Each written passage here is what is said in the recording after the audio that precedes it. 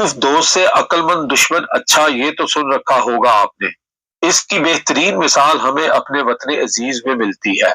हमारे अपने prime minister और स्टैब्लिशमेंट ने ना सिर्फ पाकिस्तानियों को बल्कि पाकिस्तान और पाकिस्तान की अफवाज और एजेंसी को भी जिल्लत की दलदल में फेंक दिया है।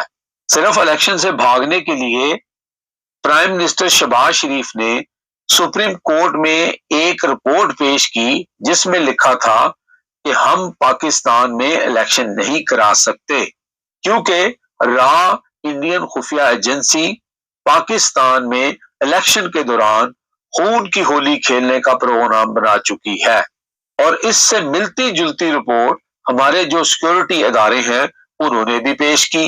फिर क्या था, हमारे दरीना दुश्मन भारत के मीडिया ने शहबाज शरीफ की इस बात को उठा लिया और पाकिस्तानी कौम और पाकिस्तानी हुकूमत और अफवाज की शतरोल शुरू कर दी, बुजदिली के ताने मारे।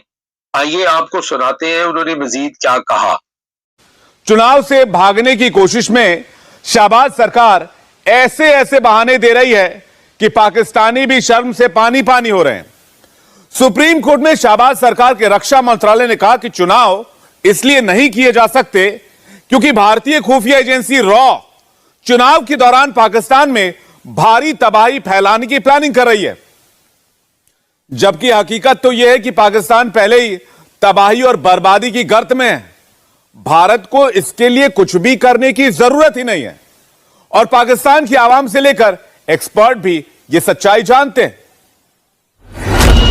रॉ के डर से थर थर कांपा पाकिस्तान। पाकिस्तान में रॉ ने रोके चुनाव।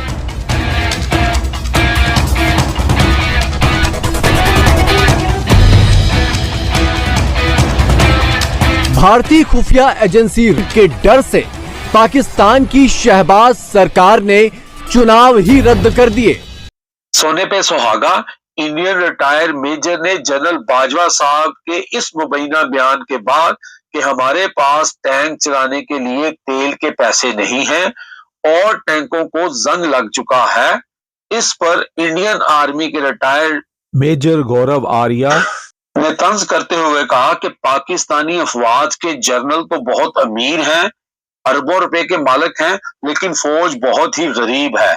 सुनिए ये लोग हमारे जनरल्स और पाकिस्तान को कैसे जलील कर रहे हैं।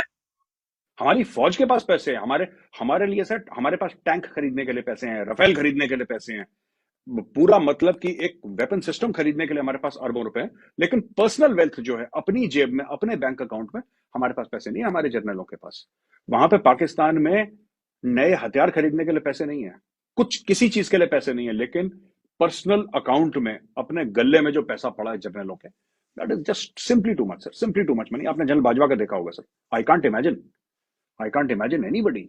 Indian army chief sir, Indian army chief का 100th of the wealth of general Bajwa, उसका 100वां हिस्सा नहीं होगा सर जो जनरल बाजवा का। इतना पैसा कैसे आया कोई पूछने को राजी नहीं है।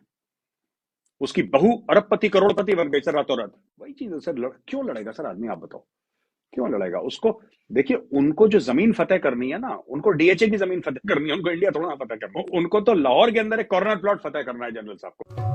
अब तक के लिए इतना ही। देखते रहे हमारा channel hit list by Amjad Chaudhary. हो सके तो चैनल को फॉलो कर लें, सब्सक्राइब कर लें। अल्लाह हाफिज।